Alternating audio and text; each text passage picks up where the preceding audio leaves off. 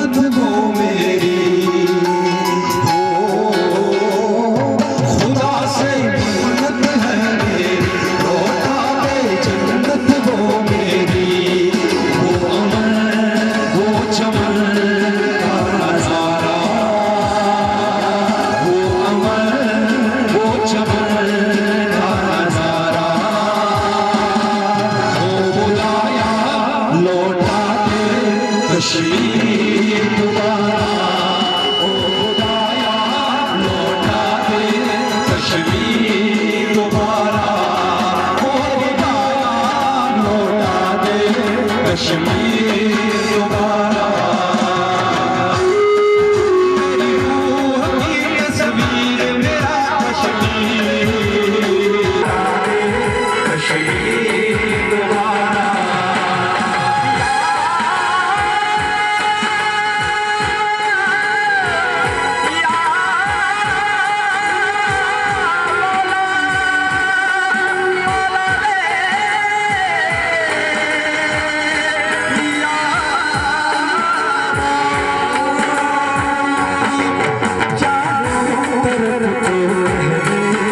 सुकून ही सुकून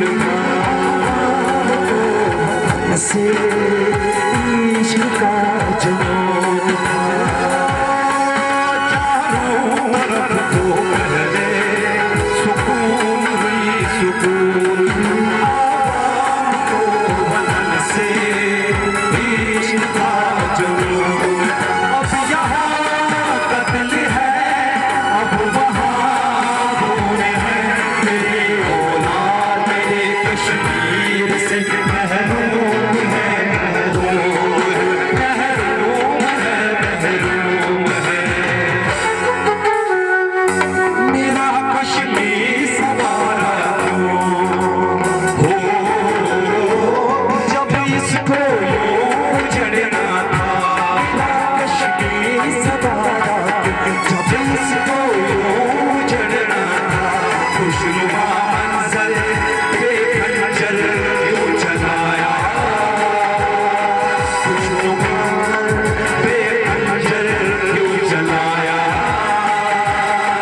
ओ खुदाया लौटा दे कश्मीर दोबारा, ओ खुदाया लौटा दे कश्मीर दोबारा।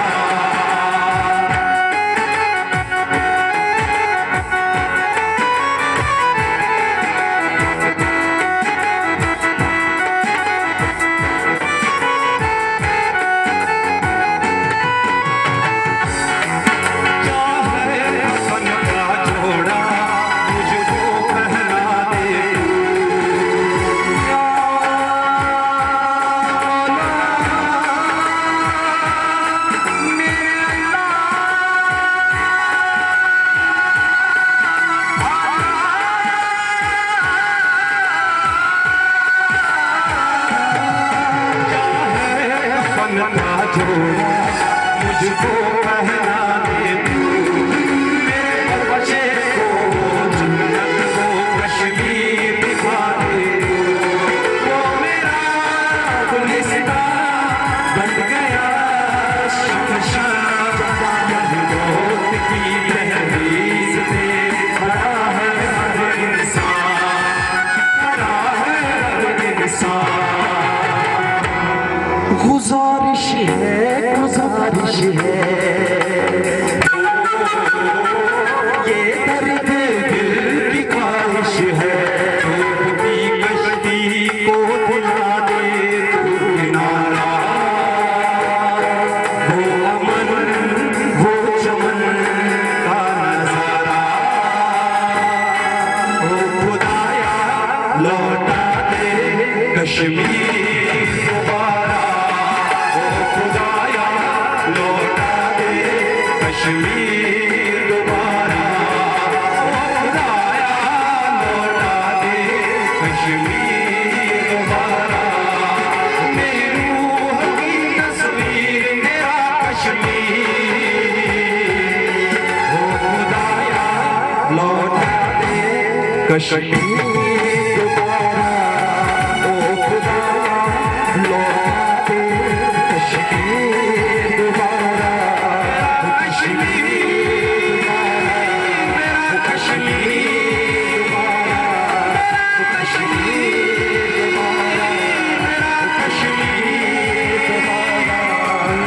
बहुत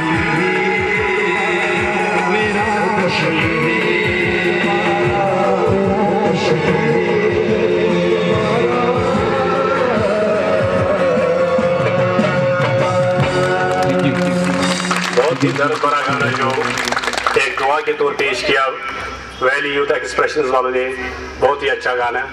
अब हम एक किताब को इजरा कर रहे हैं जिसको प्रोफेसर अब्दुल वाहिद साहब और ऑनरेबल मेंबर पार्लियामेंट जनाब महबूब बेग साहब करेंगे।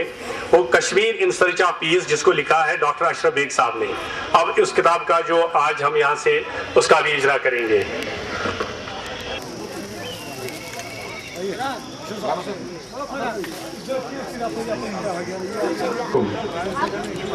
मैं आपका ज़्यादा वक्त नहीं लूँगा क्योंकि आपने बहुत तकरीरें सुनी सुबह से।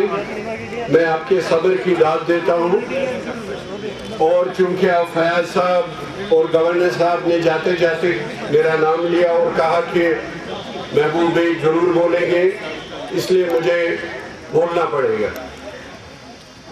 आप मेहरबानी करके सिर्फ 5 मिनट आराम से सुन लीजिए। बड़ी अच्छी तकरीर थी, फिक्र अंगेज तकरीर थी, मगर फयाज साहब इस एफर्ट में और कंफ्यूजन न हो, ये बहुत बड़ी एफर्ट है। मैं आपकी एफर्ट को अप्रिशिएट करता हूँ और आपने ये जो कोशिश शुरू की है इसको अंजाम तक पहुंचाना बहुत मुश्किल काम है। इसमें आपको एक बहुत बड़े सपोर्ट की, बहुत कोऑपरेशन की जरूरत पड़ेगी। हमने आम कश्मीरी को बहुत कंफ्यूज करके रख दिया है, आप मुझे माफ कीजिएगा। ये मेरे बच्चे यहाँ पे, मेरे नौजवान भाई कश्मीर के वापस लौटने की बात कर रहे थे, उस पुरअमन कश्मीर की, उस खूबसूरत कश्मीर की। ये एक रास्ता है जिसको हम अपना के शायद उस तरफ जा सकते हैं। हम कहें कि हम सियासत से दूर रह के कश्मीर को खूबसूरत बना सकते हैं, ये एक आइडियलिज्म हो सकता है, मगर ये प्रैक्टिकल बात नहीं होगी। हमारी इक्तिसादियात सफर कर रही है। अंदाजा कीजिए, इकोनॉमिक हब कश्मीर, पूरे सेंट्रल एशिया का इकोनॉमिक हब कश्मीर, रियासत जम्मू कश्मीर। मैं सियासत की बात नहीं करूंगा, इक्तिसाद याद की बात करूंगा। अब जैसे शेख अब्दुल रहमान साहब ने कहा कि दुनिया कितनी छोटी होगी, 25 ममालिक, न वीजा, न पासपोर्ट, न परमिशन, न करेंसी, फिर भी ट्रेड चलता है। इसको कहते हैं आजकल जो ये दुनिया है ये इकोनॉमिक ड्रिवन दुनिया है और इसमें हम बहुत पीछे रह गए। 60 साल पहले हम बहुत आगे थे। इस्लामाबाद की बात कीजिए, हमारे गब्बे, हमारे नमदे, हमारी वुड कार्विंग, अल्लाह ने जो दिए थे, हमारे चश्मे, मलकनाग। डर्मेटोलॉजिस्ट से बात करते थे, वो कहता था तो शो मलकनाग थे तजी कर से क्या चीज के भी ट्रीटमेंट जरूरत कोकरनाग। मगर आहिस्ता आहिस्ता ये दौलत हमसे छीन रही है। फयाज साहब, अल्लाह ने, अंदाजा कीजिए, इतना पानी का रिसोर्सेज, अगर हमारा रियासत जम्मू कश्मीर का पानी जो अल्लाह ने हमें दिया था हमारे कंट्रोल में होता, हम न सिर्फ रियासत जम्मू कश्मीर में 24 घंटे बिजली रख सकते थे और बिजली का इंडस्ट्रियलाइजेशन और आगे जाना कितना करीबी ताल्लुक है, यह आप अंदाजा कीजिए। अगर वो पानी हमारे पास होता, रियासत जम्मू कश्मीर न सिर्फ 24 घंटे बिजली में सेल्फ सफिशिएंट होती, और कितनी तरक्की कर सकते हैं अगर 24 घंटे बिजली होगी, उसका आप अंदाजा कर लीजिए। बल्कि हम बाकी रियासतों को बिजली देके अपना रेवेन्यू कमा सकते थे। इसमें सियासत की कोई बात नहीं। एक हमदर्द ने हमारा पानी लिया, दूसरे हमदर्द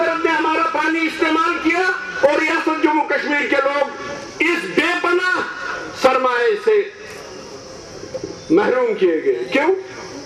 जब तक आप इन मसलों का हल नहीं निकालेंगे हम आगे नहीं जा सकते। हम मसलों को कारपेट के नीचे दबाएं और कहें कि ये मसला खत्म हो गया, वो ज्यादा देर चलेगा नहीं।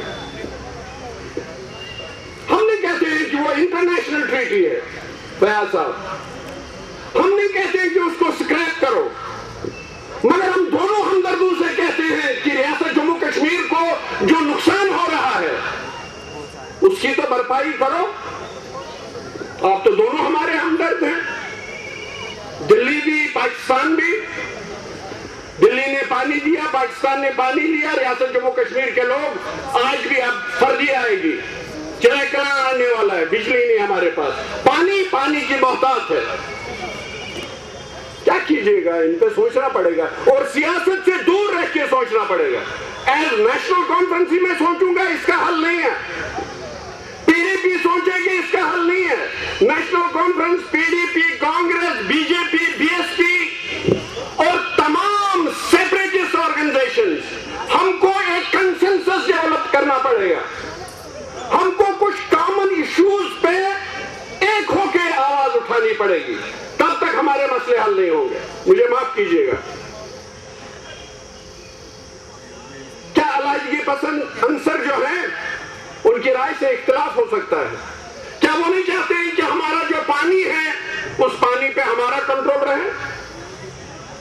क्या दूसरी जो जमातें हैं, national conference, PDP, Congress, BJP, BSP, क्या वो नहीं चाहती है कि रियासत तरक्की करे, रियासत में अमन हो, जिसका बेड़ा इन्होंने लिया है?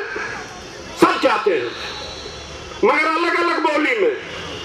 शायद ये प्लेटफॉर्म उसके लिए इस्तेमाल हो सकता है जहां हम सब सियासी इख्तिलाफात दूर करके, सियासी इख्तिलाफात को एक तरफ रख के रियासत जम्मू कश्मीर की भलाई की बात कर सकते हैं। पानी हमारा है, हम एक होके इसके लिए बात कर सकते हैं। यह कोई बगावत नहीं है।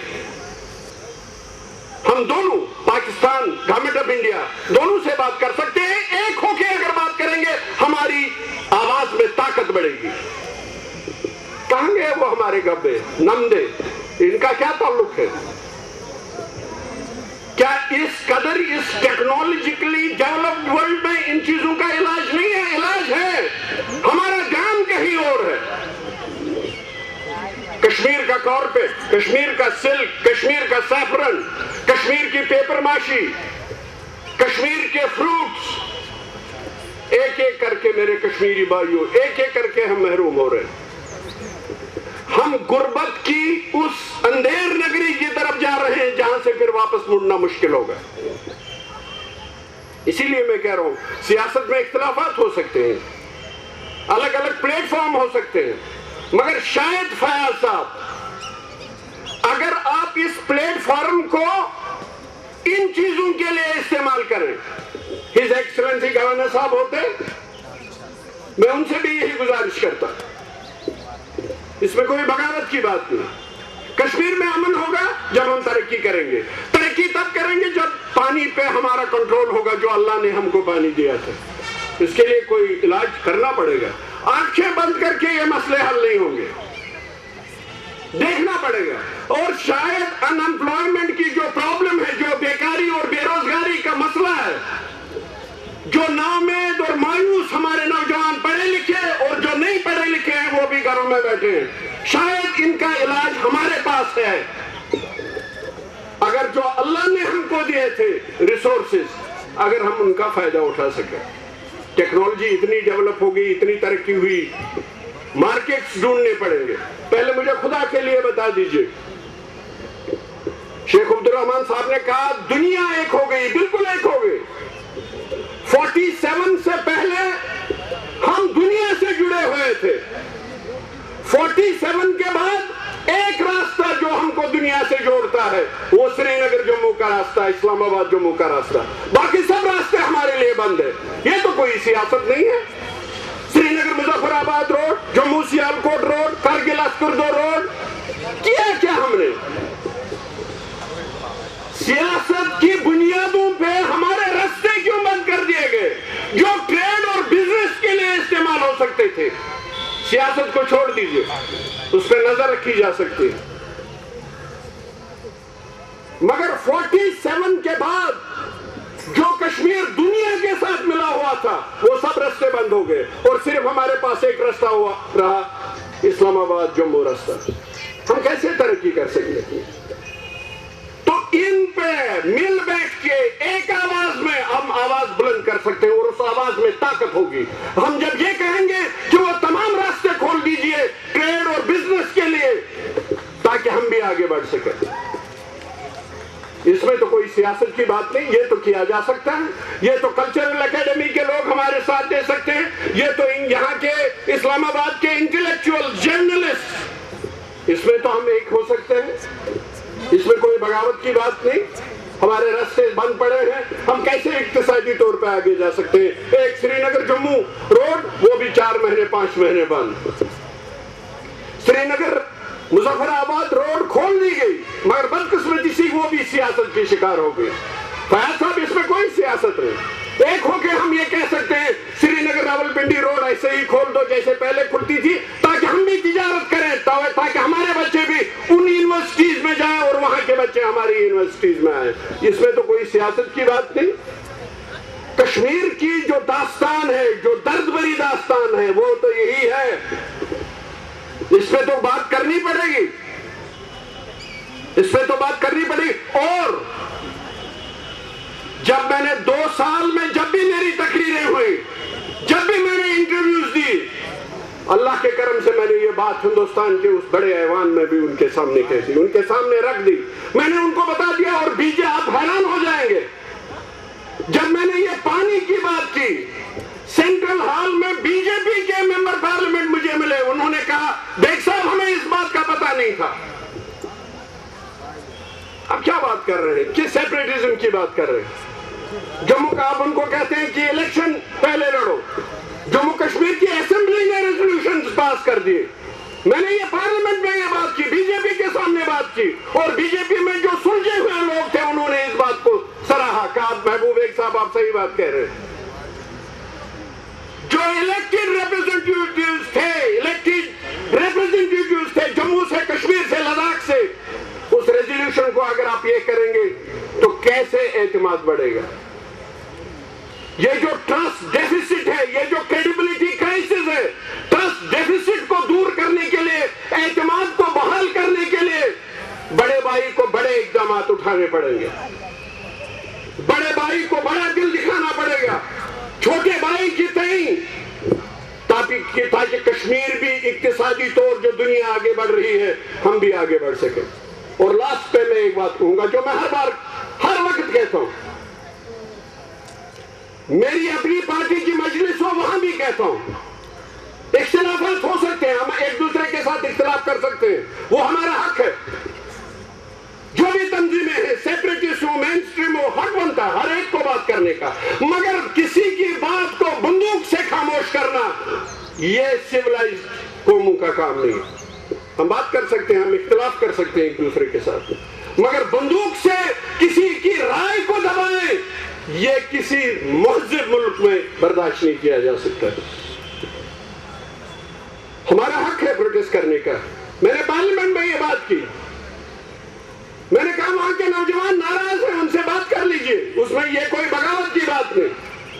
मैंने मानता हूं जो लड़के बगावत पे उतरे थे, जो प्रोटेस्ट कर रहे थे, पीसफुल प्रोटेस्ट, मैंने मानता हूं उनका कोई जाति गर्ज था, मैं इस बात को मानने के लिए तैयार नहीं। हाँ, खामोशी है, मगर ये खामोशी किसी इनकलाब का खुदा ना करे कोई ऐसी बात ना हो जो हम सोच भी नहीं सकते। आप इश्यूज को कारपेट के नीचे नहीं दबा सकते, आपको इश्यूज को हेड ऑन लेके एड्रेस करना पड़ेगा। मैं उनसे भी कहता हूं, मुझे एक लीडर के बच्चे का नाम बताइए, वो अलहदगी पसंद लीडर हो, मेन स्ट्रीम पॉलिटिकल पार्टीज के लीडर हो, एक लीडर के बच्चे या रिश्तेदारों का नाम बताइए। जब हमारे स्कूल बंद थे, कॉलेज बंद थे, यूनिवर्सिटीज बंद थे, जिनके बच्चों की तालीम पर असर पड़ा है, एक लीडर नहीं है। अगर कोई है तो वो गरीब है, जिसके लिए वो स्कूल बंद था, जिसके लिए वो कॉलेज बंद रहा, जिसके लिए वो यूनिवर्सिटी बंद रही। आपको सोचना पड़ेगा, ताली बजाने से पहले सोचना पड़ेगा, क्या हम माजी के उस अंधेरे की तरफ तो नहीं जा रहे हैं जब हमें हर मोहल्ले से एक पढ़ा लिखा आदमी चाहिए था जो चिट्ठियां पढ़ता था हमारे लिए? कहीं हम उसकी तरफ तो नहीं जा रहे? और आजकल की तालीम में मैं भी अनपढ़ हूं, MBBS, MD, MS, जब तक नेट, आईपैड, आईपॉड इसकी तालीम ना हो तब तक हमारे बच्चे तालीम से महरूम हैं। तो मैं उन लीडरों से भी पूछता हूं, आपका हक बनता है, आप इख्तिलाफ कीजिए, आपका हक बनता है, आप प्रोटेस्ट कर लीजिए, मगर किसी का हक नहीं बनता है कि मेरे गरीब भाइयों के बच्चों और बेटियों को तालीम से महरूम करे। ये किसी को हक मत दीजिए। आप फैसला कर लीजिए, ये हक आप किसी को नहीं देंगे। जो आपके बच्चे को स्कूल, कॉलेज और यूनिवर्सिटी से दूर रखेगा उसको आप अपने दिलों से दूर रखेंगे, तब तक ये नहीं होगा। ये करना पड़ेगा, आज नहीं तो कल देर हो जाएगी। आज ही कर लीजिएगा, इख्तिलाफ कर लीजिए, सर उठा के इख्तिलाफ कर लीजिए, चट्टानों से टकराइए अपनी सही बात के लिए, मगर बच्चों को तालीम से महरूम मत करना। इसलिए मैं आपसे गुजारिश करूंगा, फयाज भट्ट साहब आपने एक चैलेंजिंग टास्क लिया है, एक चैलेंजिंग जॉब है। अगर वाकई आप इस डायरेक्शन में जाएंगे तो वाकई आप बहुत से लोगों को आहिस्ता आहिस्ता आहिस्ता आहिस्ता अपने साथ जुड़ते देखेंगे।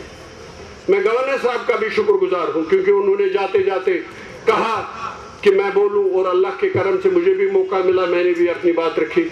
मुझे उम्मीद है कि आप इन बातों पे सोचेंगे, सोच के फिर से बैठेंगे, फिर से बात करेंगे, और इंशाल्लाह कश्मीर का को एक पुरअमन खिता बनाने के लिए हम सब एक मिलके उन बुलंदियों की तरफ जाएंगे जिन बुलंदियों के ख्वाब हमारे बुजुर्गों ने, हमारे बड़े बड़े सियासी लीडरों ने देखे थे। बहुत बहुत शुक्रिया। अस्सलाम वालेकुम।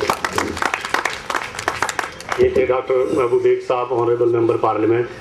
बस अब थोड़ी देर के लिए ही आपको जहमत करनी पड़ेगी, तो उसके लास्ट में हम जो सदारती खुतबा आज का पेश कर रहे हैं, लेकिन उससे पहले एक कल्चरल आइटम ज़रूर हम पेश करना चाहेंगे जो फ्लावर पब्लिक स्कूल ने तैयार की है। एक कल्चरल आइटम जो जन्नत कश्मीर पे है। अगर फिरदौस पर हुए जमिया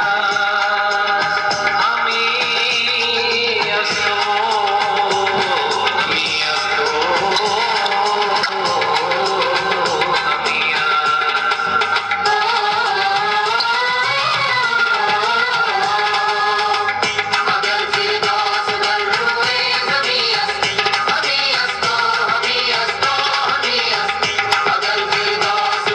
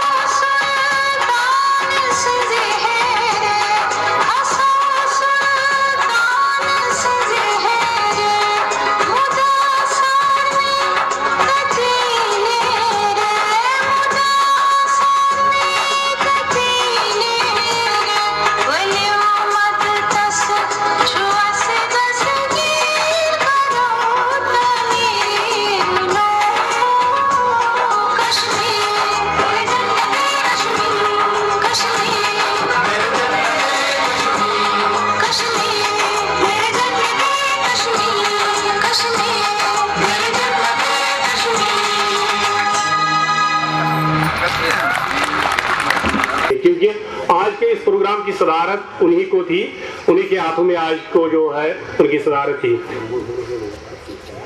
हाँ, और पूरे मुल्क के जो इंडिया के ये एक पीस एम्बेसडर भी रहे हैं और मैं इनको दावत देता हूँ कि वो यहाँ आके अपना सदारती खुतबा दें।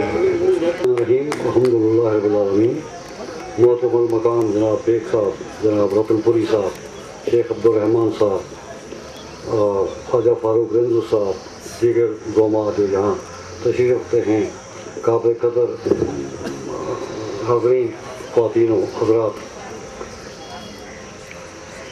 ऐसी मजालस में साहिब सदर बड़ी मुश्किल में हो जाता है, क्योंकि साहिब सदर को सबसे आखिर में बोलना होता है और उस वक्त तक लोगों के सब्र का पैमाना जो है वो बढ़ जाता है, थकावट हो जाती है, वक़्त हो जाता है, और एक तरह का अगर वो गैर संजीदा शख्स है तो उसमें फ़ायदा मिल जाता है, लेकिन अगर वो संजीदा किस्म का आदमी है तो उसकी मेहनत बराबर हो जाती है। लेकिन वक्त की मजबूरी की वजह से और सामीन की कंपोजिशन को देखे, दरअसल मैंने भट्ट साहब के कहने पे एक दानिशवराना एक एड्रेस तैयार किया था। मुझे कहा गया था कि उसमें इंटेलेक्चुअल लोग हैं, लेकिन जब मैंने यहाँ सूरत हाल देखी मैं ज़्यादा खुश हुआ। असल में इंटेलेक्चुअल तो मिलते ही रहते हैं, ऐसे लोगों का मिलना ये ज़्यादा ज़रूरी होता है। तो लिहाजा मैं इख्तिसार से अपने कुछ ख्यालात मेरा ख्याल 5 मिनट के अंदर इज़हार कर दूँगा। पहली बात ये कि भट्ट साहब ने जो इनका जो NGO है, मैंने सुना मालूम किया आने से पहले कि इनकी NGO एक अर्सा से 12 साल से अच्छा खासा काम कर रही है इस मैदान में अमन के फ़रोग़ और मुश्किलात में फंसे हुए लोगों की मदद की सूरत हाल में। तो ये काबिल तासीन बात है। मैं भी बाकी दोस्तों के साथ साथ इनको मुबारकबाद देना चाहूँगा। हालांकि डॉक्टर बेग साहब ने बहुत सही कहा, ये बहुत बड़ा चैलेंज है, इसमें मुश्किलात आएंगी, इनको बर्दाश्त करना होगा और सब्र से काम लेना होगा। खुदा इनकी मदद करे। ये भी खुशी है कि इस मौके पर अमन कॉन्फ्रेंस के इस मौके पर हमारे एक दानिशवर डॉक्टर साहब डॉक्टर मिर्ज़ा अशरफ बेग जो पेशे से डॉक्टर हैं सऊदी में हैं, इन्होंने एक किताब का अजरा कराया और Kashmir in search of peace, Kashmir अमन की तलाश में। वहाँ बात ना हो सकी, मुझे ये इज़्ज़त मिली, इनकी किताब आज रिलीज़ हुई। मैं किताब को नहीं पढ़ सका हूँ, लेकिन जो इसमें नज़र मैंने दी मोटी मोटी बातें कि ये जो हमारा दर्द है कश्मीर का, उसकी इन्होंने पहचान की है, उस बारे में अपनी राय का इज़हार किया है। किताब के टाइटल पेज में मज़ार शोदा की तस्वीर है।